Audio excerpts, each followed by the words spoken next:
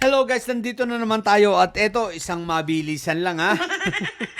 So, mangyayari nga sa June 28 yung rally ng White Ribbon ano.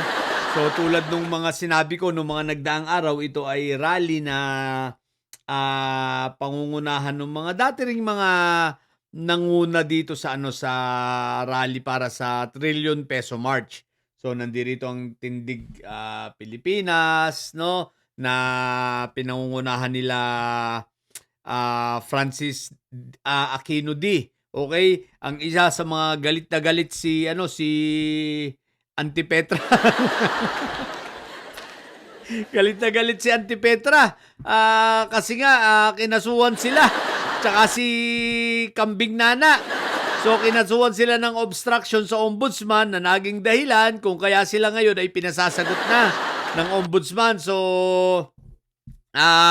pinasasagot na. I think ano na to pag pinasagot na sila, so susunod niya prelim na.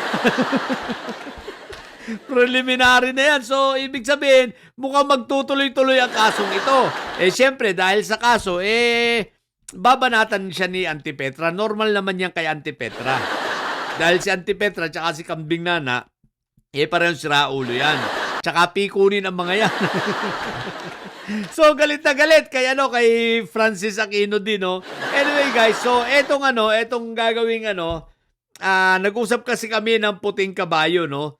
Etong gagawing anong pangalan ito? Red Ribbon, White Ribbon rally sa June 28. Mukhang tulad ng sinabi ng ating puting kabayo, guys, talagang may order kasi sa kanila na kailangan nila makasawsaw. So, para sa ganun, makagawa sila ng mga optics at mga propaganda na kunwari, dumarami sila. Na dumarami ang nananawagan para sa pagbaba ni PBBM at the same time, para si Inday Sayad kumbaga, wag ituloy ang impeachment, parang ganon. Kumbaga, ipamukha nila kunwari na maraming against sa impeachment. So, yun ang order. At ito ay pangungunahan ng walang iba, kundi yung sinampahan ng kaso kanina lang. Na walang iba, kundi yung human trafficker na si Mike Diferencia. O, di ba ga? So, mangunguna naman. Siyempre, bawi-bawi lang. Ang tanga talaga nito ni Mike Diferencia. Sabi ko na sa'yo, Mike Diferencia, ikaw Mike Diferencia, no? Ikaw ay mag-focus na lang sa family mo muna. Lalo na sa iyong asawa kasi hindi mo na yung makakasama. Pag nalabasan ka na ng warrant, babay ka na. Tandaan mo yan, ha? Kasi baka nga mauna pa sa'yo yan. Baka mauna pa yan, nalabasan ng warrant sa'yo. Malay mo.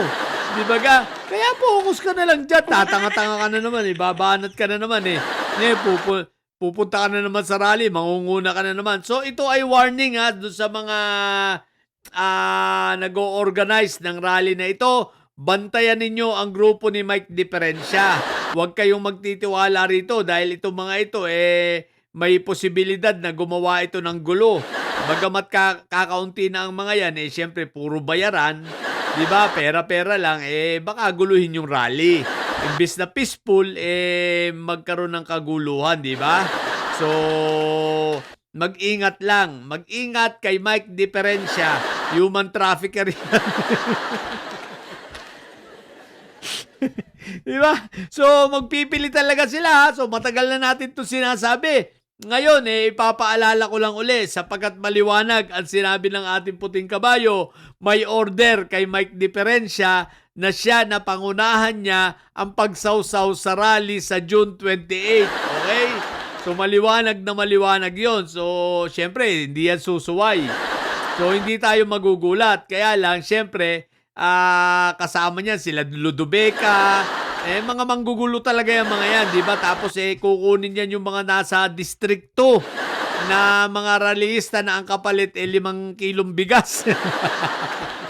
Kapalit ng kanilang dangal ay 5 kilong bigas. Okay, yung mga taga-distrikto ha.